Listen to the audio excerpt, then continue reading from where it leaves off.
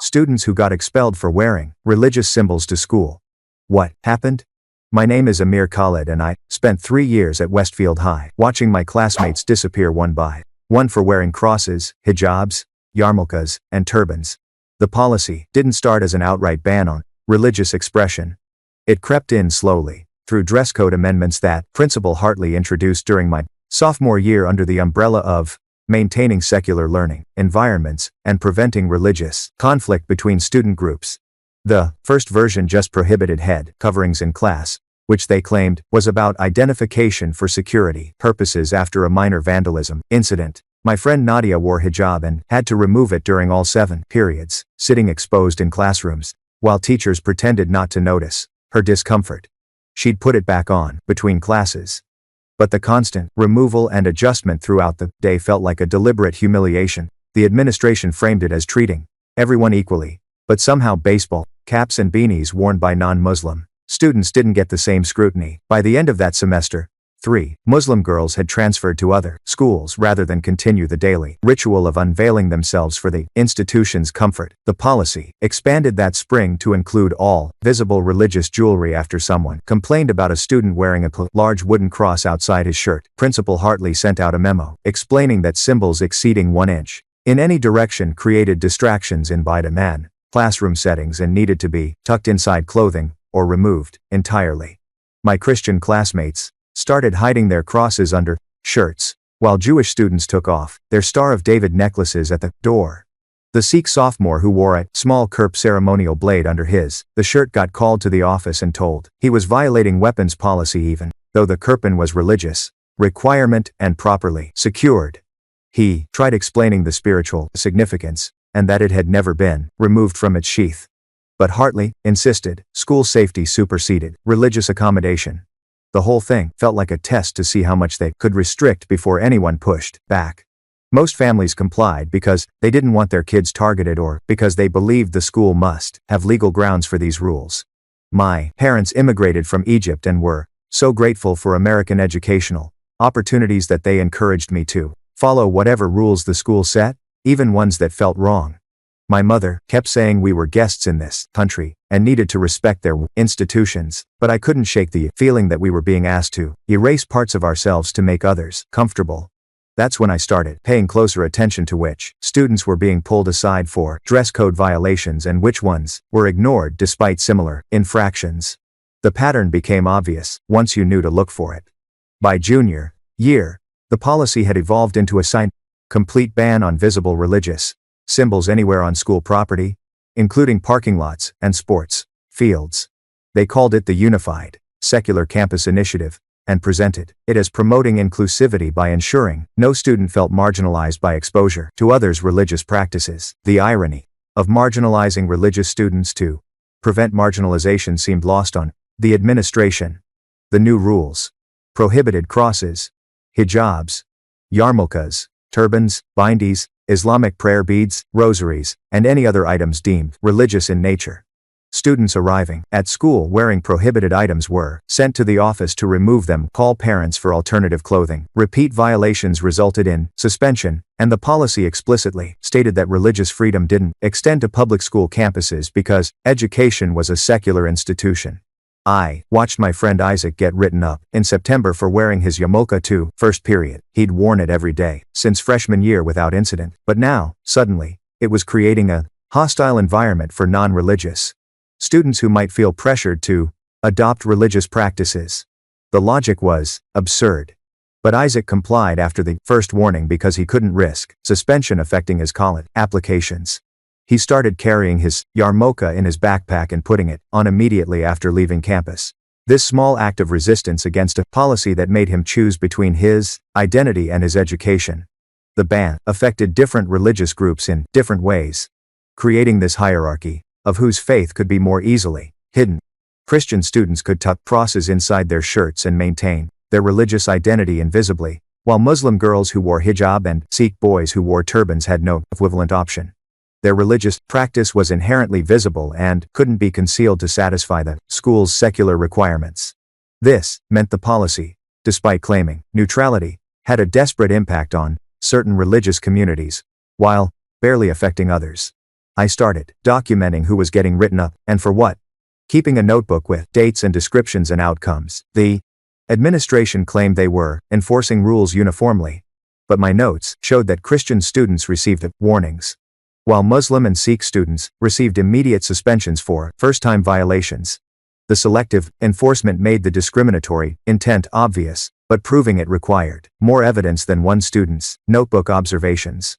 In October, everything escalated when a senior named Simran Kaur showed up wearing her turban, as she had every day for 4 years. She was Sikh and wore the turban as part of her religious practice and identity. Principal Hartley intercepted her in the front hallway before first period and demanded she remove it immediately or leave campus.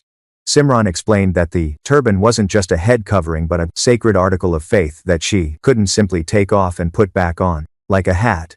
Hartley responded that her religious beliefs didn't override school policy and she had 3 options: remove the turban, call her parents to bring alternative head covering, or accept a suspension for willful defiance. Simran stood in that hallway with dozens of students watching while Hartley waited for her decision. She chose suspension rather than violate her religious principles, and security escorted her off campus while she called her father to explain what happened. The image of Simran being walked out of school for wearing her turban while students in sports jerseys and club t-shirts walked freely past her crystallized how arbitrary and targeted the policy really was. Her suspension was initially set for 3 days, but when she returned, still wearing her turban, Hartley extended it to 5 days for continued defiance. Simran's father tried meeting with administrators to explain Sikh religious requirements and request accommodation, but they insisted that making exceptions would undermine the entire policy and create precedent for other students to claim religious exemptions. The meeting ended with Hartley suggesting Simran might be happier at a private religious school that could better accommodate her needs. The clear subtext being that she should leave rather than challenge their authority. That week, 4 other students received suspensions for within his night religious symbol violations. A Muslim, the girl named Alia, for wearing hijab. A Jewish boy named David for refusing to remove his yarmulke during PE class. A Hindu girl named Priya for wearing a bindi on her forehead. And a Christian boy named Michael for wearing a large wooden cross outside his shirt in deliberate protest of the policy.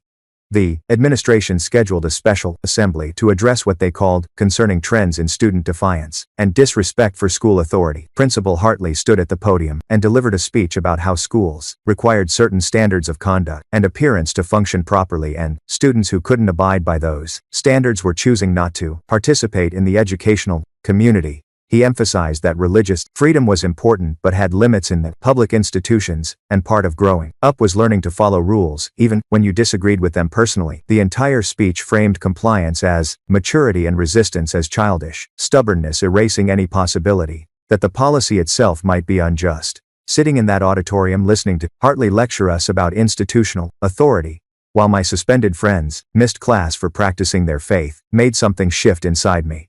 My parents had always taught me to keep my head down and not make trouble, but watching my classmates being systematically excluded for their religious identity felt like complicity if I stayed silent. That evening, they started researching religious freedom, law and students' rights, trying to understand whether schools could legally enforce blanket bans on religious expression. What I discovered was more complicated than simple yes or no answers. Schools had significant authority to regulate student appearance and behavior, but that authority wasn't unlimited when it came to religious expression.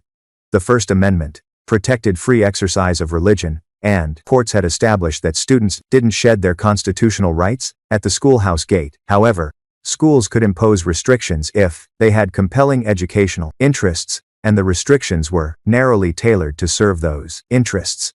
The key questions were whether Westfield had legitimate reasons for banning all religious symbols, and whether less restrictive alternatives existed that would accomplish the same goals.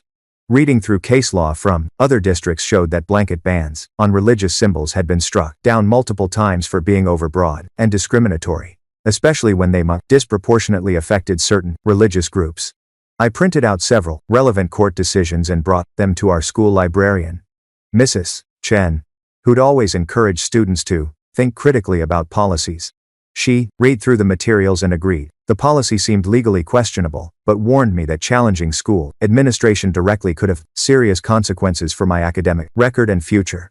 I told her I understood the risks, but couldn't watch my friends being expelled for their faith without at least trying to fight back.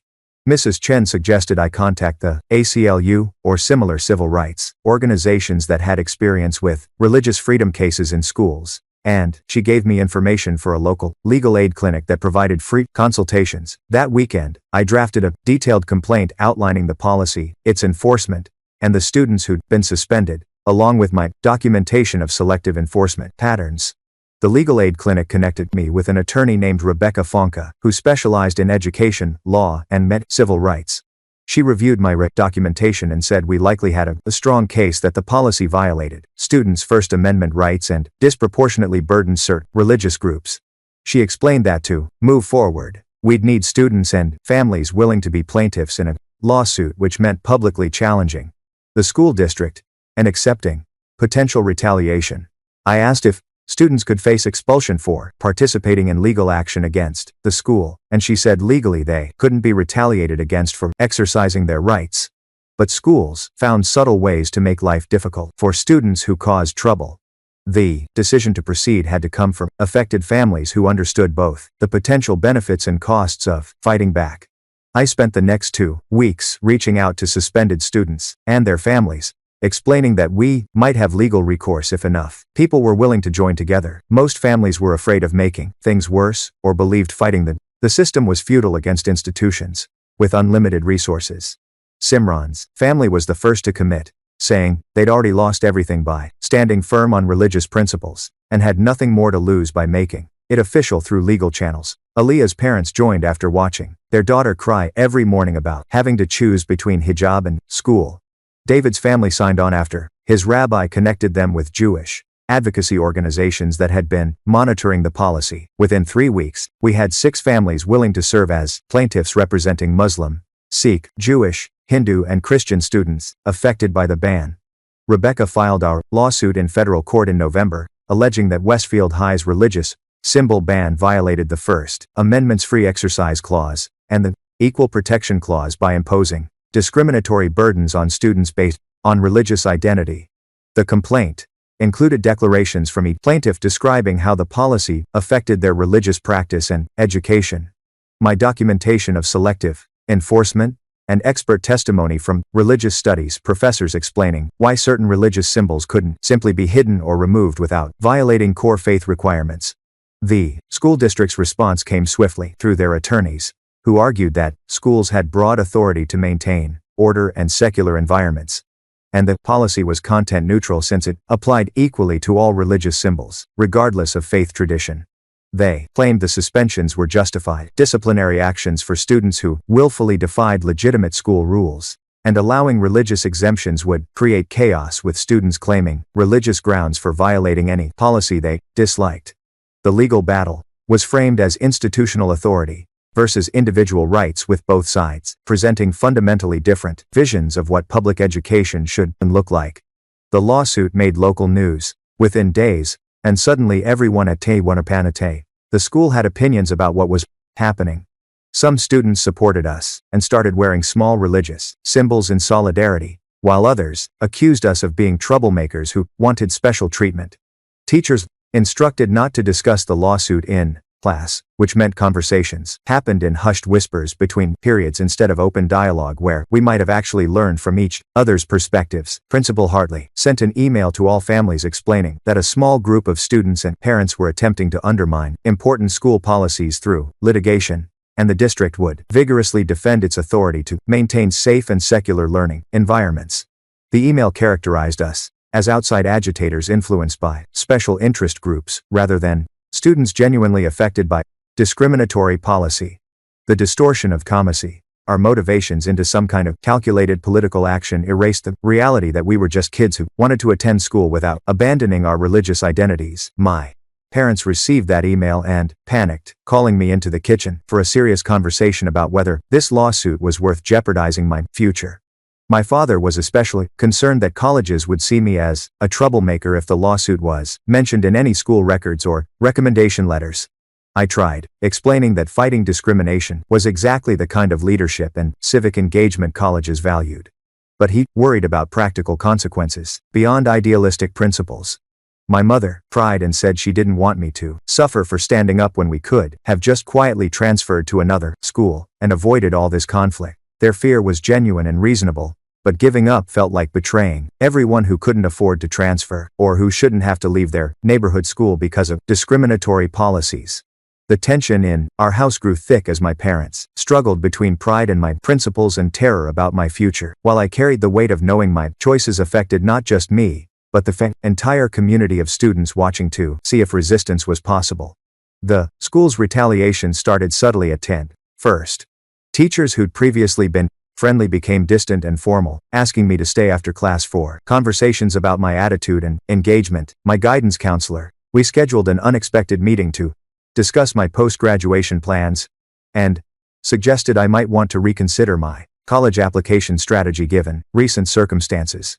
When I asked what circumstances she meant, she said, colleges wanted students who could work within systems rather than constantly challenging authority, and my involvement in the lawsuit might raise concerns about my ability to adapt to institutional expectations.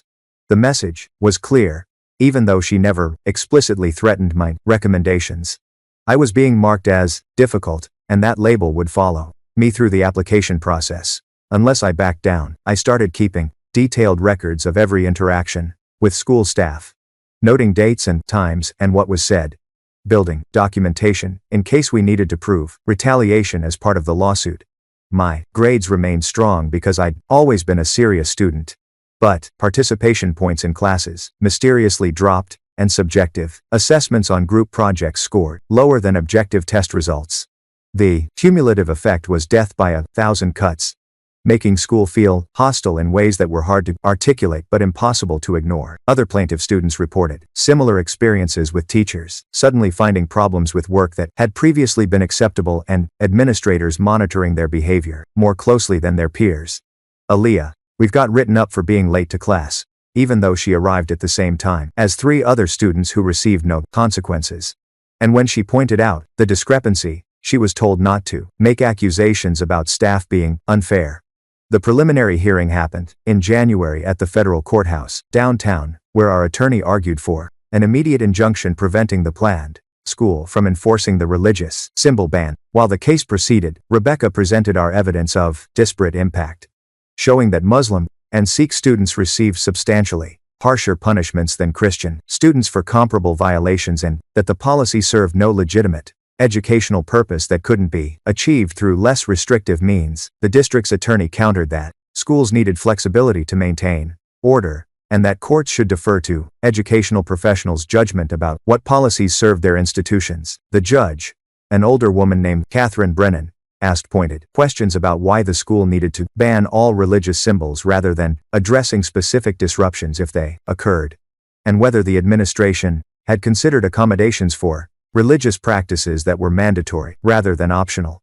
The district's attorney struggled to articulate compelling reasons beyond generalizations about secular learning environments and potential religious conflicts, neither of which had actually materialized at Westfield before the policy was implemented. Judge Brennan said she'd issue a ruling within 2 weeks and encouraged both parties to consider whether this dispute might be resolved through mediation rather than prolonged litigation. Walking out of that courtroom, I felt cautiously hopeful that someone in authority had actually listened to our concerns and understood the discrimination embedded in the policy. The judge's question suggested she saw through the district's justifications and recognized the real harm being done to students, which was more than any administrator at Westfield had been willing to acknowledge. The injunction came through 10 days later, with Judge Brennan ruling that we'd demonstrated a likelihood of success on the merits, and that continuing to enforce the ban would cause irreparable harm to students' religious exercise and education. She ordered the school district to immediately suspend enforcement of the religious symbol ban, pending final resolution of the case, and she noted that the district had failed to show any compelling educational interest that justified such broad restrictions on First Amendment rights. The ruling didn't declare the policy unconstitutional outright, but it effectively shut down enforcement while litigation continued and sent a clear signal about which direction the court was leaning. Simran came back to school the next Monday, wearing her turban. Aaliyah returned in hijab, David wore his yarmulke, Priya had her bindi, and Michael wore his cross openly outside his shirt. Walking through those hallways with my friends finally able to express their religious identities without fear felt like a massive victory. Even though I knew the legal battle was far from over, Principal Hartley sent another email to families, explaining that the district was complying with the court order under 19 protest and still believed their policy was legally sound, which felt like sour grapes from an administrator who'd lost the first round.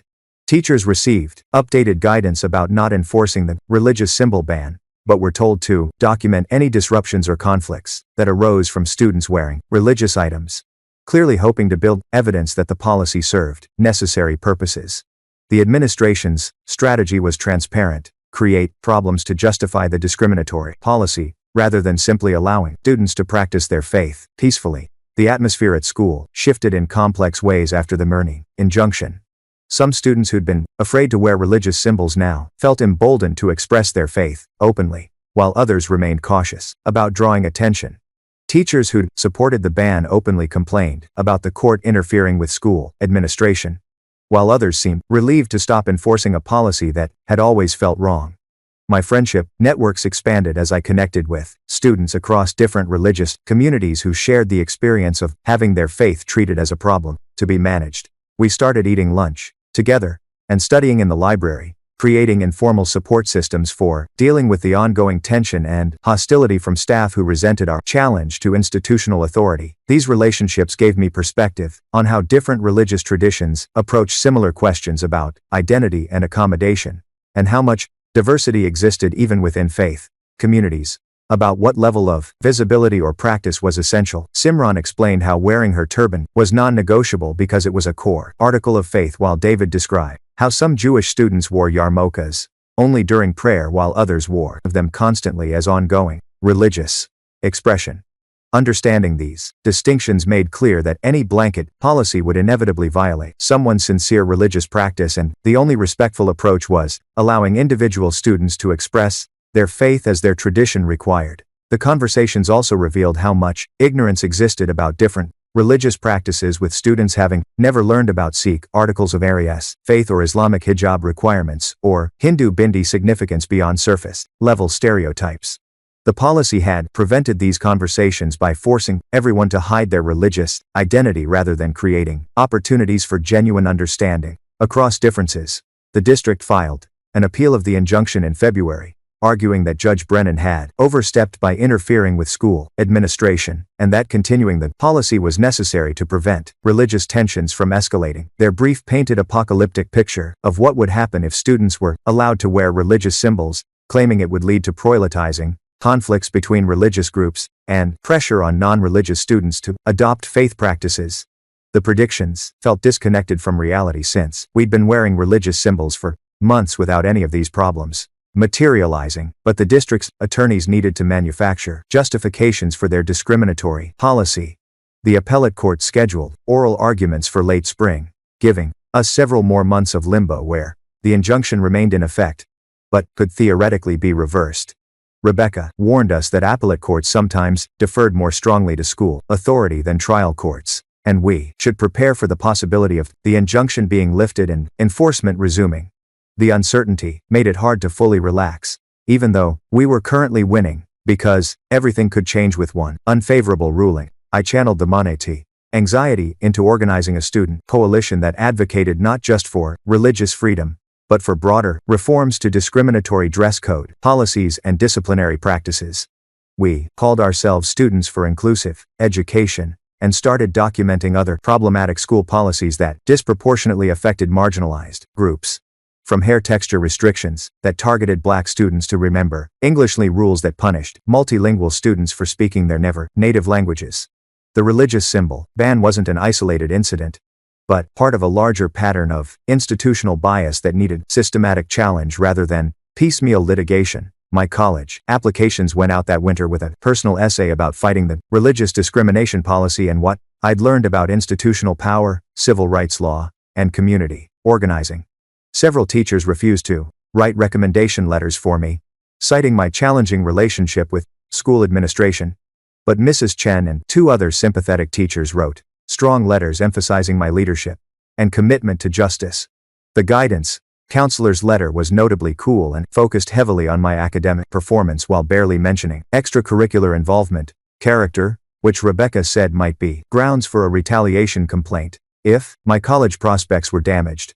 I tried not to obsess over things I couldn't control and focused instead on keeping my grades strong and continuing advocacy work that felt meaningful, regardless of how admissions officers judged it. The waiting period before hearing from colleges felt interminable, especially because I couldn't tell whether the lawsuit would help or hurt my chances.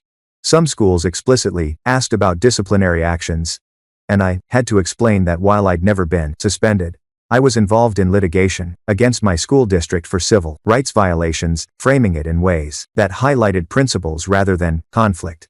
In March, I started receiving acceptance letters from several schools, including my top choice, a small liberal arts college known for social justice programs and student activism.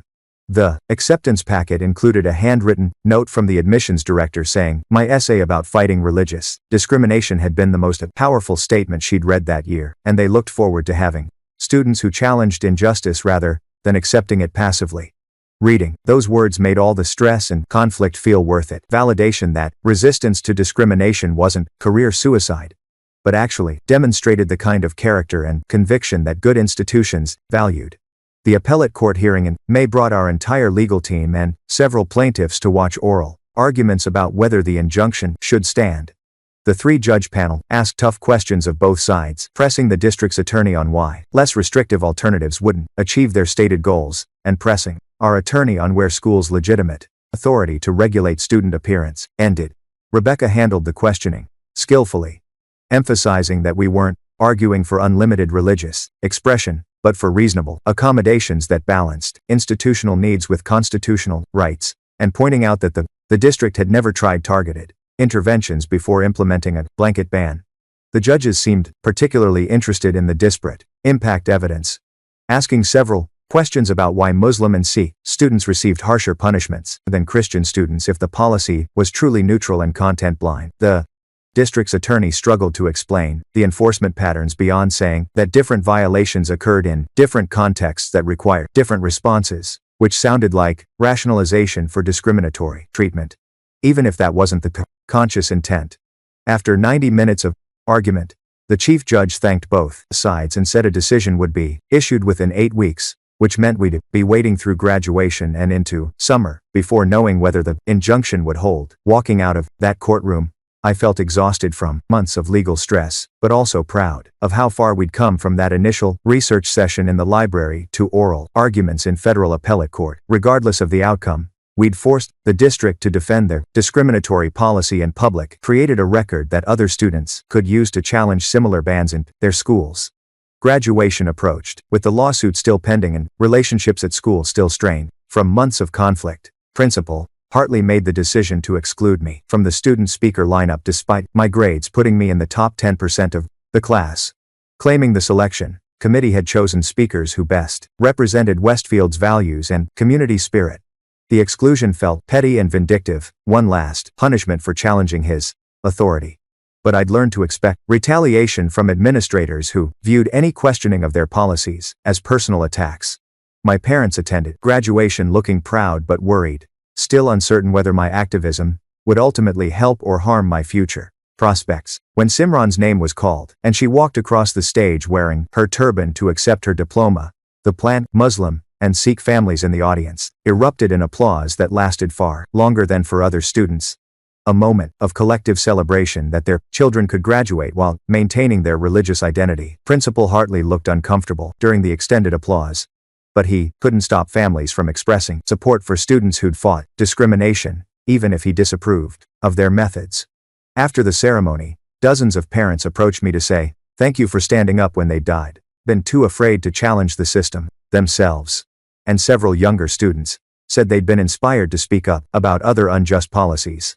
The gratitude felt overwhelming because I'd never sought recognition, just wanted to stop watching my friends being excluded for their faith. But apparently, the lawsuit had resonated beyond our immediate circle and given others courage to resist institutional injustice in their own contexts. The appellate court decision came down in July, while I was working a summer job before college. The ruling upheld the injunction and went further, declaring that Westfield's blanket ban on religious symbols violated the First Amendment and ordering the district to revise their policies to allow reasonable religious expression that didn't substantially disrupt education. The unanimous decision emphasized that schools couldn't impose content-based restrictions on student speech and religious exercise without compelling justification, and that Westfield had failed to demonstrate any educational need for banning all religious symbols, rather than addressing specific problems as they arose. The court was particularly critical of the disparate impact evidence, noting that the district's enforcement patterns suggested discriminatory intent, even if administrators claimed neutral application of neutral rules. The decision effectively ended the unified secular campus initiative and required the school board to develop new dress code policies in consultation with religious communities and civil rights organizations to ensure future rules didn't burden students' free exercise rights.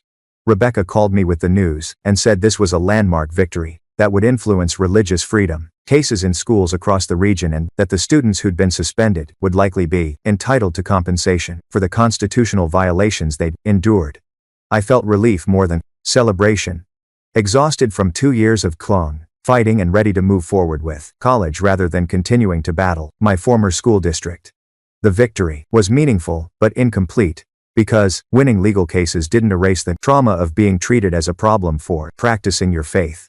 And it didn't guarantee that future administrators wouldn't find new ways to discriminate against students whose identities challenged institutional comfort.